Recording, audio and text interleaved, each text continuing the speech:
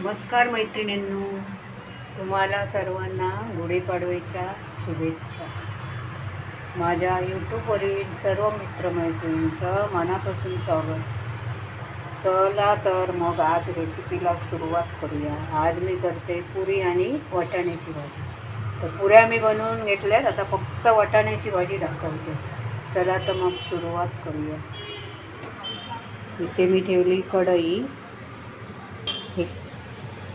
कढईमध्ये पुऱ्या तळून घेतल्या. ते तेल मी इथे काढून घेतलं पाहिजे ना आपले, म्हणून इथे दुसरं तेल ॲड करून घेतलं. इथे मी घालते फोडणीसाठी कांदा. ते मी वाटण तयार करून घेतलं आहे. कांदा, खोबरं, 2-3 लसणाच्या पाकळ्या, थोडंसं आलं आणि अर्धा टॅमॅटो. कांदा खोबरं भाजून झाल्यानंतर, सर्व भाजून घेतल्यानंतरच थोडासा टॅमॅटो मी त्याच्यामध्ये कढईमध्ये भाजून घेतला आणि सर्व एकत्र करून त्यामध्ये मसाला, मालवणी मसाला, हळद, मीठ आणि थोडंसं जिरा पावडर ॲड करून वाटून घेतलं. आज मी करते वाटाण्याची भाजी. ओला मटार होता, त्याची भाजी बनवते. कांदा चांगला लाल करून द्यायचा. कांदा लाल झाला की मी इथे टाकते वाटण. आता हे वाटण जाड आहे, मी थोडं पाणी ॲड केलं त्याच्यामध्ये. हे वाटण आहे ना, छान चांगलं परतून घ्यायचं. थोडं घट्टसर झालं पाहिजे. स्वामी समर्थ सारामृत मी वाचनाला सुरुवात केली, म्हणून तुम्हाला मी माझा घरातला देवारा दाखवतो.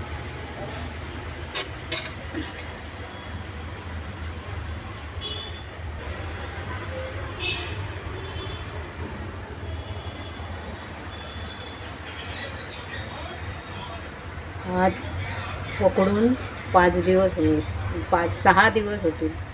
उद्या शेवटचा स्वामी समर्थांचा वाढदिवसा दिवशी पूर्ण 7 दिवस माझं वाचन पूर्ण होईल. दिवस नाही, स्वामी समर्थाचा प्रकट दिनानिमित्त. आम्ही काही गुढी वगैरे उभारत नाही, फक्त दारात रांगोळी वगैरे काढतो आणि दरवाजा सजवून तोरण वगैरे लावतो. दाखवते मी नंतर तुम्हाला. हे वाटाणे कुकरला उकडून घेतले.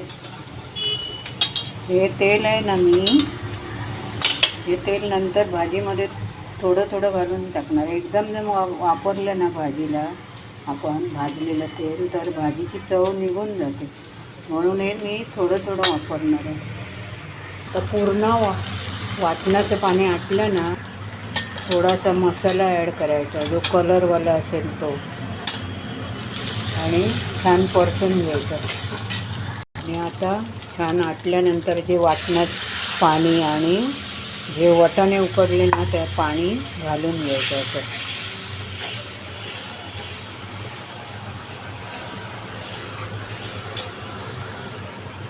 छान कड आला की मग वाटाणे घालून द्यायचे.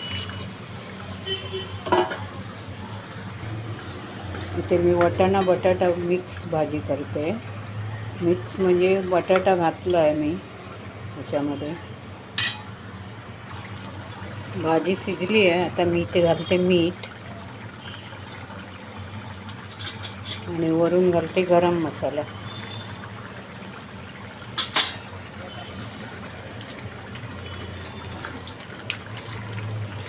पुरीबरोबर खाण्यासाठी जाड पातळ तेवढी आपल्याला जेवढी पाहिजे तेवढी करून घ्यायची. आता मी इथे स्वामींना नैवेद्य काढला आहे.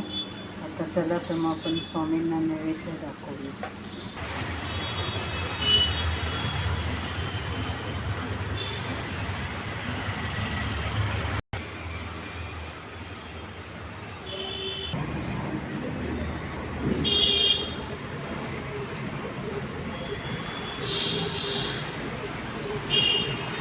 चला तर मंडळी, पुन्हा भेटूया एका नवीन व्हिडिओमध्ये.